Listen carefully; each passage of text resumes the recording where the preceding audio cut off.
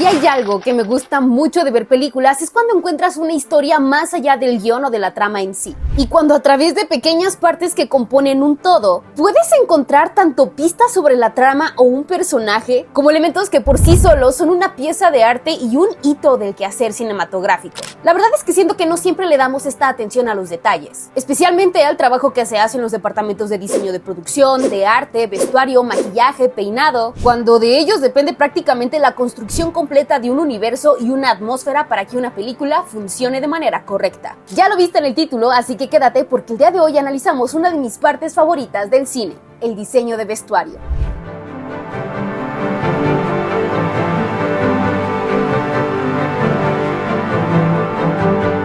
¿Qué tal, cinéfilos de Fuera de Foco? Mi nombre es Fer Ramírez y te doy la bienvenida a este espacio donde más allá de hablar de cine nos dedicamos a verlo desde otro enfoque. Y miren, la verdad es que he notado que cuando me toca hablar de cine puedo ser muy terca al momento de defender la realización de una película o de una serie. Y si no me creen, como evidencia tenemos este bonito debate que realizamos antes de los Oscars de este año y el mismo que de cierta manera me inspiró para hacer este video y seguir ranteando al respecto. Y es que siento que a veces, tanto espectadores como críticos, a veces vemos una película como los 120 minutos de historia, de actuaciones y ya está. Cuando realmente cualquiera que sea la película, la artesanía que hay detrás es creada por cientos de talentos y de artistas en espacios muy específicos, y quienes desde su propia trinchera construyen narrativas completos para personajes, momentos específicos o incluso tomas o escenas que van a tener un solo segundo en pantalla. Queda sobreentendido, pero soy muy nerd y muy fan sobre la realización del cine. Y creo que de hecho algo que siempre me ha traído de ello es la parte más tangible de este. Cuando yo estaba chiquita veía mucho los detrás de cámaras de películas como Harry Potter, y recuerdo que me emocionaba mucho el momento en el que el tour del DVD te llevaba al departamento de arte para que vieras de cerca las maquetas y los props. Pero si algo me ha emocionado siempre de cualquier tour que he realizado por algún estudio o sobre algún detrás de cámaras que podía encontrar en un DVD, era el momento en el que comenzaban a hablar del departamento de vestuario. Porque miren, si hay algo que hace icónico a un personaje más allá del peso interpretativo que pueden darle una actriz o un actor a este, se encuentra también la silueta y los detalles visuales que complementan al personaje. Y ojo, estos detalles no tienen que ser necesariamente flamboyantes para dejar una impresión en ti, pues a través de decisiones tan sencillas como un peinado, los colores de un botón o si ves una pelusa en un saco, puedes saber con qué clase de persona estás tratando al momento en el que se apagan las luces del cine. Así que honremos juntos el arte del diseño de vestuario y quién sabe, quizá la próxima vez que veas una película comiences a notar ciertos detalles y algunos elementos que incluso te dejen saber hacia dónde se dirige la historia antes de que aparezcan los títulos en la pantalla.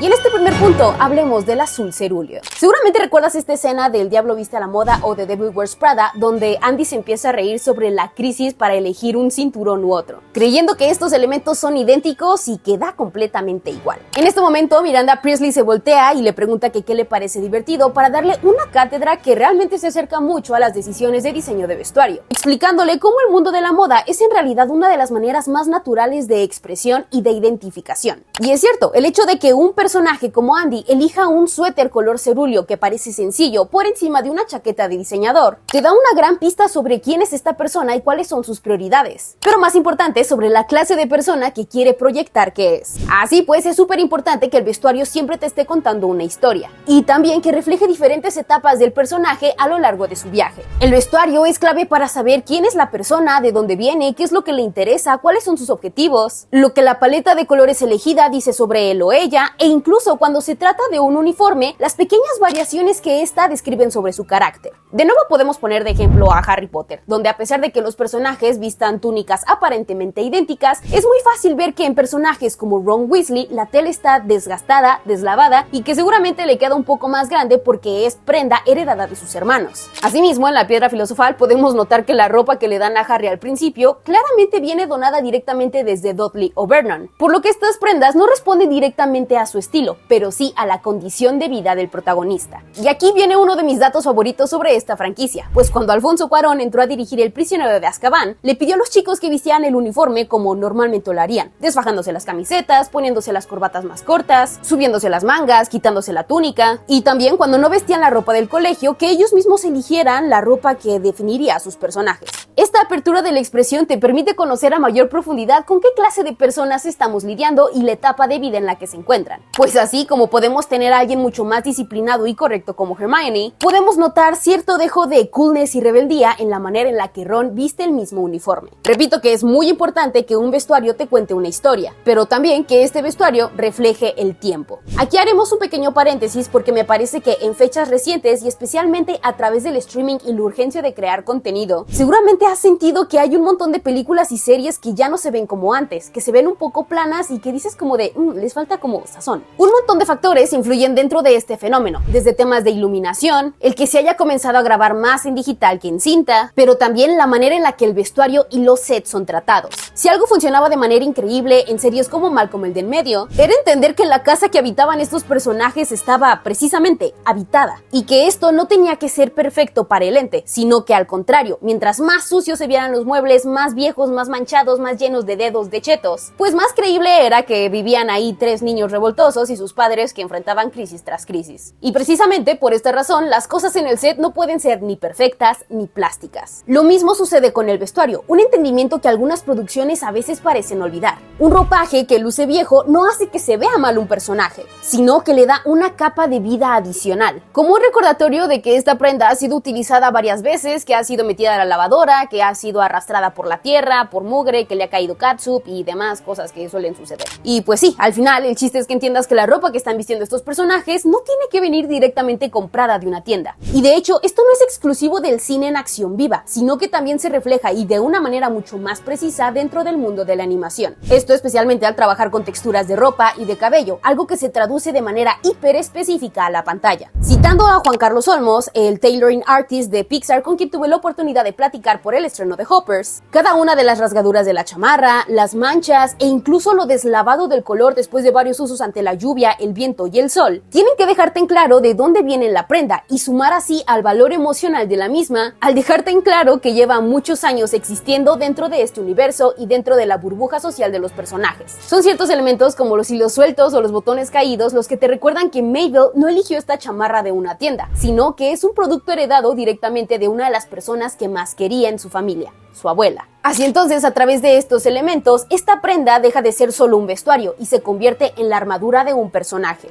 Entonces, digamos, realmente la perfección se encuentra en los defectos, y mientras más defectos, más real va a ser una historia. Cuenta la leyenda que hace mucho tiempo yo me dedicaba a hacer comerciales, y una de las cosas que más me fastidiaba de filmar todas estas producciones es que precisamente los foros parecían foros y que cada uno de los elementos estaban seleccionados para lucir bonitos y estéticos ante la pantalla, pero en cuanto a nivel de empatización y de profundidad emocional, pues no había absolutamente nada. Y es que en los comerciales no existe realmente una inmersión narrativa, o no se cuida tanto este aspecto. Y pues sí, es por eso que todas las personas que terminas viendo en estos anuncios se ven perfectos a cámara. Ropa limpia y nueva, a veces con la etiqueta todavía escondida para poder regresarla después de la filmación, cada cabello su lugar y el maquillaje con una precisión milimétrica. Recuerdo alguna vez que me tocó grabar un comercial para unas papas triangulares que no mencionaré, que tuvimos que pausar la filmación como 6 veces porque los estilistas estaban empeñados en que un personaje tuviera el cabello perfectamente acomodado. No por cuestiones de continuidad, sino porque no se veía guapo ante la cámara. Esta plasticidad claro que te va a poner un límite al momento de intentar identificarte con un personaje en la pantalla, pues la verdad es que sí se pierde la credibilidad al verlos utilizar ropa completamente pulcra, sin una sola mancha, además de habitar espacios que evidentemente son foros que tienen libros de fondo que probablemente están huecos. Así entonces, tanto la elección como el diseño de vestuario tienen que ver con algo mucho más allá de lo estético y de lo bonito, sino que tienen que cumplir con la condición de un personaje. Y más aún, si es posible, ser un reflejo psicológico y un acompañante del personaje en su viaje. Es decir, cuando pasas de ser un sombrerero a un sombrerero loco.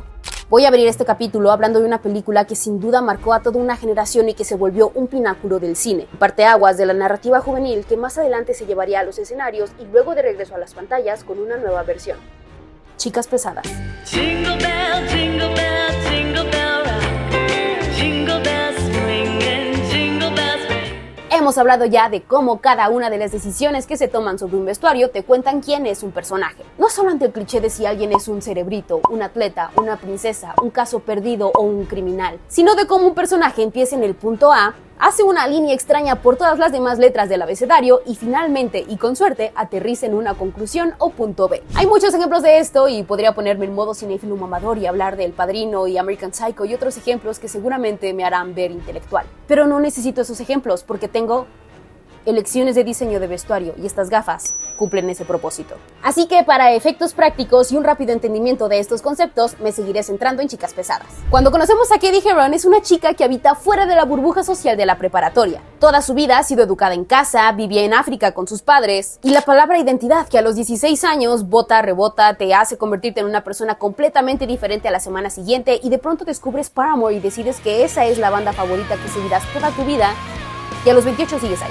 Pero esto no se trata de mí. Volvamos a Cady. Al principio de la película, no es que Cady sea en sí un personaje ingenuo o inocente, pero sí una que quiere cumplir el rol ideal de estudiante de preparatoria a partir de las cosas de las que apenas sí tiene conocimiento. Por eso la vemos contrastar de inmediato con las manchas de identidad que existen en la cafetería, desde la ropa gótica de Janice hasta las plásticas, quienes visten ropa de diseñador de la que probablemente no tienen la menor idea. La evolución de Cady como personaje nos lleva a verla vestida con un polo gigante prestado por Damian, a volverse la cabecilla de las plásticas y sí, como dice Aaron, imitar prácticamente a Regina George en la manera en la que se mueve, habla y viste. Saltar de los tenis a los tacones, pasar del cabello amarrado al cabello suelto y finalmente regresar a los orígenes del personaje cuando una vez más la vemos con el cabello atada, con la chamarra de los mateatletas y con unos pantalones khaki que la verdad no sé quién eligió. Nos muestran también lo que Cady está viviendo dentro de su cabeza, el cambio de personalidad y también lo que otras personas quieren que sea. Esto, claro, en un escenario mucho más común y aterrizado. Pero si lo llevamos a algo que hemos visto en los Oscar de manera reciente, como, no sé, un Poor Things, el caso se vuelve todavía más interesante. No solo nos encontramos con un vestuario que hace match con el increíble diseño de producción, donde el brillante universo de Yorgos Lanthimos hace que tus ojos hasta te duelan de la saturación y de cada uno de los colores que están componiendo a sus escenarios, sino que a través del trabajo de Holly Waddington, la diseñadora de vestuario en esta cinta, se pretende narrar desde la fantasía quién es Bella Baxter mientras está navegando el mundo y cómo la vemos liberarse con cada uno de los pasos que da.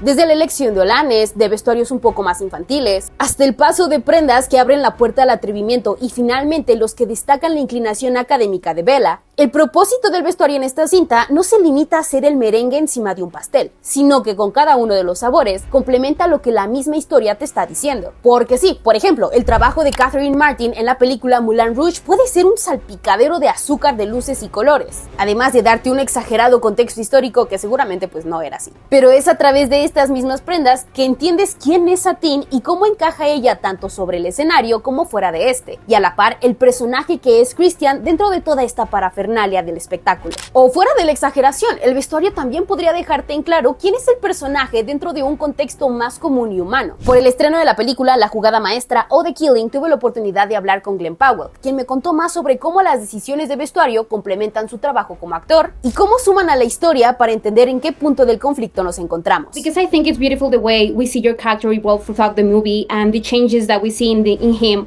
are evident through makeup and through hair and costume. But I think also through the choices that you made in the body language and how he expresses himself. So I want to know more about how did you make those choices to let us know where his mind was at any given point of the story? That's a great question. I think that's sort of like where the, you're charting a character from beginning to end. So there's a lot of brains involved in terms of department heads that kind of weigh in on these things. But one of the things I just think is really fun is just sort of the concept of entitlement. Which I think entitlement is sort of a very interesting quality in people because it makes people act just it's a very complicated emotion, right? And I think from where he is, just the idea that he feels like something belongs to him and there's sort of a shame around it, and then all of a sudden he's just as a glimmer of light, a potential, a seed of hope to actually pulling something like this off. It just, I don't know,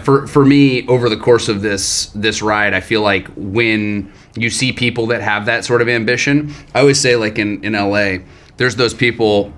There was this one time I was leaving a sushi place, right? And I was just with 5 people at a restaurant, and this guy walks out, and there was a paparazzi outside the restaurant, and he ducked his head and ran.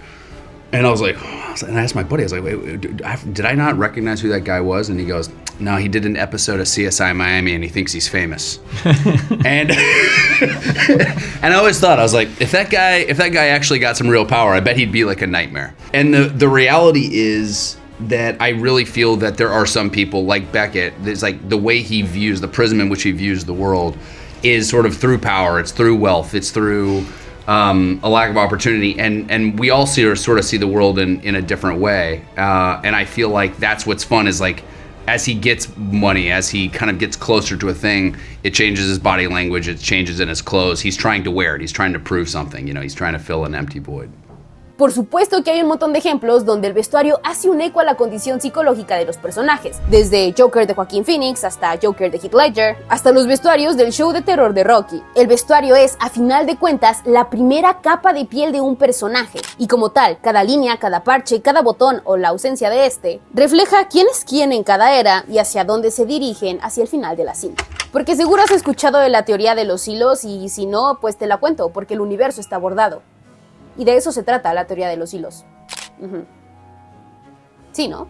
Eso no me lo esperaba. Colin Atwood, quien ha estado detrás de un montón de vestuarios icónicos dentro del cine, alguna vez mencionó que un buen vestuario no solo te deja saber quién es el personaje antes de que éste abra la boca siquiera, sino que te deja conocer del universo completo que habita, el rol que juega en el mismo y lo que tiene a su alcance para seguir creciendo o para terminar siendo destrozado por la historia. Pero de entre todo esto, quedémonos con la idea del universo, y no hay mejor manera de explicarlo que con la más reciente ganadora al Oscar en esta categoría, Frankenstein. Hay algo muy pero muy curioso en la construcción de esta película, porque pues sabes desde el primer minuto que esto no está sucediendo en el mundo real, no está sucediendo en nuestro mundo. No sé tú, pero la primera vez que vi Frankenstein sentí que estaba entrando a una esfera de nieve donde esta historia existe de manera aislada, como un espacio donde la historia se permite ser real. Por lo mismo, creo que todos y cada uno de los elementos se sienten intencionalmente creados con las manos, como que puedes ver que alguien los construyó, y al mismo tiempo hacen que te sientas parte de otra realidad, un efecto que había sentido antes con películas como Las Crónicas de Narnia o cuando visitas la comarca por primera vez en El Señor de los Anillos, como un espacio de fantasía que juega con sus propias reglas y que como tal quiere darte pistas sobre el mundo en el que estamos habitando a través de las decisiones artísticas que hay en su entorno. El vestuario de Frankenstein, por ejemplo, es una de las herramientas narrativas más importantes de la película, pues la selección de elementos que van a construir el vestido de un personaje no solo te dejan saber cuál será el destino de este, sino que la integran a un todo cohesivo. Kate Hawley no solo apreciaba la ópera, no como otros,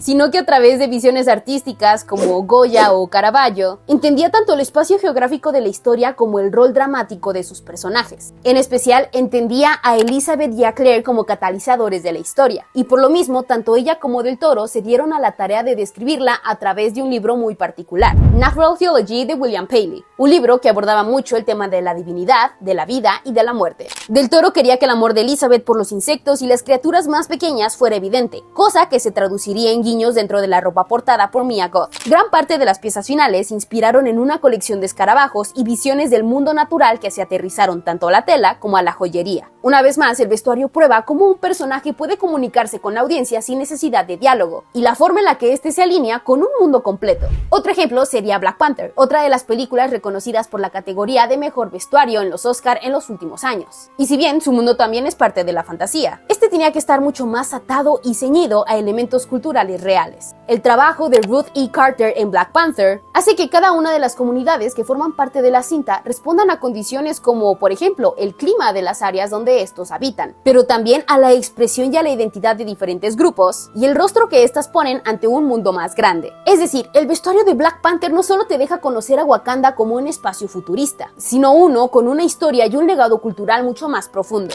De forma similar, Star Wars también tiene que reflejar un universo completamente ajeno al nuestro, por lo que en este, hasta las decisiones más pequeñas como la ausencia de cierres y botones, es una constante en todas y cada una de sus producciones. Y si volvemos al reflejo psicológico o al viaje del héroe, creo que no hay mejor ejemplo que mostrar esta escena de Luke Skywalker, una de las interpretaciones más evidentes de cómo el vestuario puede jugar un rol más grande que solo ser icónico o bonito. Pero si quieres hablar de iconocidad, no está de más hablar de piezas como las de Cruella, las cuales reflejan tanto un contexto temporal dentro del Reino Unido, como el nacimiento de una cultura mucho más punk y rebelde, donde el rock toma las calles y donde la expresión física, estética y donde la moda son sinónimo de protesta, de ruido y de inconformidad. Esto a gran escala, claro, porque a veces no necesitas ser la cara de un universo completo para poder reflejar en un solo shot la esencia de una historia, sino que a veces basta con un vestido de novia ensangrentado, unos tenis, un montón de balas y un cigarrillo para dejarlo en claro. Este fin de semana estrenó la segunda parte de Ready or Not, la cual marca el regreso de la increíble Samara Weaving como Grace, un personaje que sigue enfrentándose a un culto satánico porque eso es lo que pasa cuando te casas.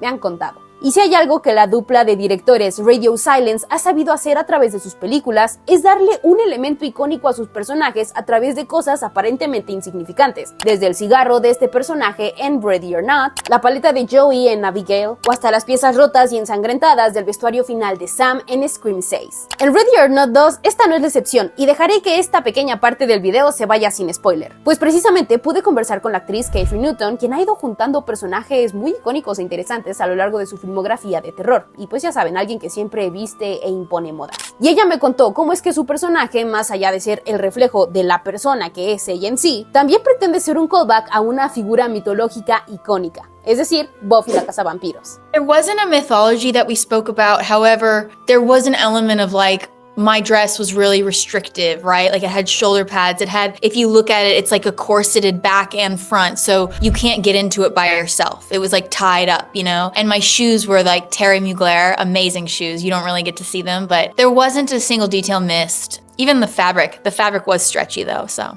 I could move around and it was comfortable, but like it's the imagery, right? It's really saying something, and Avery is an amazing storyteller, and it's really important. She's our costume designer. It's really important to do that. It was the same with my outfit, you know, the denim on denim. There was a moment where Grace wasn't going to be in the dress, and I was like, well, maybe I'm in a dress then. So I actually pulled up pictures of Sarah Michelle Gellar from Scooby-Doo in her like 60s dress, and I was like, maybe that's my look. And then Grace was in the dress, and I had just come back from my high school. I got inducted into the Hall of Fame. I'm not even kidding you. And there was this really cute boy there from, like, he was a senior when I was a freshman. And I had this image of him walking through the school with his Letterman jacket. And I got a Letterman jacket because I was a star athlete. And I was like, I think she should have a Letterman jacket. I don't know. And like, I think I was just influenced by him and like Brad Pitt and then Thelma and Louise. And that's where I think it's an iconic denim on denim look like we've seen in cinema so many times. And no, it's not a fit and flare dress like a beautiful wedding dress, but there's something about it that you could still dress up like if you like to cosplay. And I'm really aware of my fan base in that sense and like want to give them something fun to wear on Halloween should they want to be Faith and Grace. You know? And everyone looks good in denim on denim. Y sí, una silueta icónica. Pero narrativamente, y aquí es donde viene un poquito de spoiler, hacia el final podemos ver el verdadero rol de los personajes dentro de esta dinámica, lo cual queda claro a través de la elección de vestuario para el tercer acto. Los ecos a figuras mitológicas como la misma muerte, Proserpina o Perséfone, como quieras decirle, y la inspiración una vez más de obras como Goya y Caravaggio, se usan una vez más para vestir la transformación final de estas hermanas. Y la verdad es que a mí me encanta cuando el cine te deja con un traje tan icónico y tan reconocible. Y por eso, para el último capítulo de este video, juguemos a... ¿Quién es ese Pokémon? ¡Pikachu! It's Clefairy! Dejaremos aquí 5 imágenes que, sin mostrarte más que ciertos elementos o la silueta, pero no al personaje completo, tu trabajo será adivinar de quién se trata y estoy casi segura de que las vas a reconocer a todas.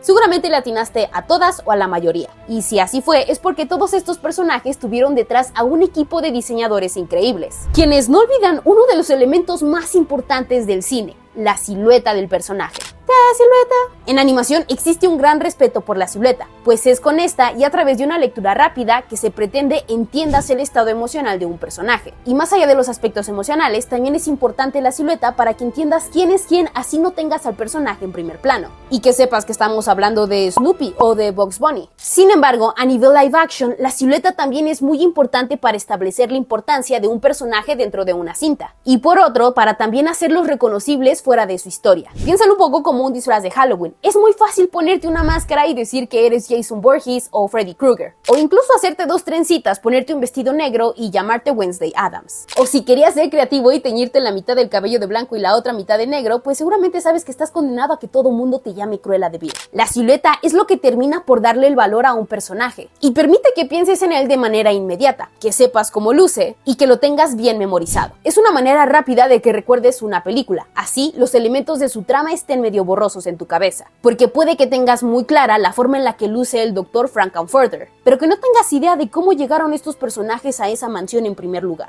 O que tengas muy claro cómo luce Don Corleone, la pandilla de Scooby-Doo, The Bride en Kill Bill, Ghostface, Huntrix, Gandalf, Lara Croft, Deadpool, Iron Man, entre muchos otros. Y esta es quizá la parte más difícil de trabajar el diseño de vestuario de un personaje. Volverlo algo replicable e identificable, que hable por muchos años más sobre un personaje que de una historia que quizá nunca llegaste a ver. Y por lo mismo, el diseño de vestuario es un arte que jamás va a dejar de impresionarme. No solo por la manera en la que cuentan una historia por su propia cuenta, sino por las decisiones creativas que hay para solucionar incluso algunos elementos. Si hubiera añadido un capítulo más en este video, hablaríamos de cómo, por ejemplo, se pudo solucionar el traje de Jon Snow a partir de una alfombra, o cómo a veces algunas rasgaduras accidentales terminaron llegando a la pantalla y volviendo a un personaje icónico. El diseño de vestuario es esencial para toda película y para toda serie, desde una rom-com o una comedia como Mean Girls, hasta el siguiente gran blockbuster como Dune 3 o Mad Max. Y es por ello que artistas como Colin Atwood, Ruth E. Carter, Sandy Powell y muchísimas, pero muchísimas más, son verdaderas estrellas y artesanas del cine. Storytellers que tienen el poder de decirte un montón a partir de una aguja e hilo. Cinéfilo, si llegaste hasta aquí, te agradezco mucho el haberme acompañado a desglosar en este video qué es lo que hay detrás del diseño de vestuario. Mi recomendación, si a ti te gusta saber sobre la realización de cines, es meterte a YouTube a buscar algunos videos sobre cómo se crearon algunos de tus elementos favoritos de tus películas favoritas.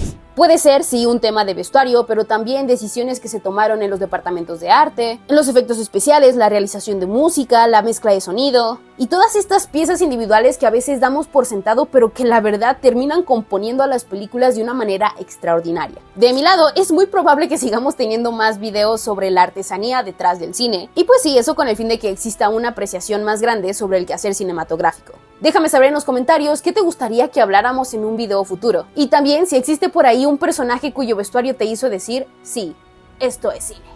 Te recuerdo que mi nombre es Fer Ramírez y que me encuentras en mis redes Twitter, Instagram, Letterboxd, TikTok como @HerNameIsFer. Si aún no lo has hecho, te recuerdo que puedes darle clic al botón que aparece aquí abajo para suscribirte y activar la campanita de notificaciones para que estés al tanto de todos los videos que tenemos para ti. Además, puedes seguirnos como Fuera de Foco Latam en Instagram y en Facebook, donde todos los días, absolutamente todos, estamos compartiendo noticias y contenido especialmente curado para cinéfilos como tú. Y ya que estamos hablando de todos los elementos que componen a un buen producto cinematográfico, no me queda más que agradecerle también a nuestra editora estrella, Dan Arbea, que siempre se rifa con el trabajo en estos videos. Y ahora sí, nos vemos a la próxima.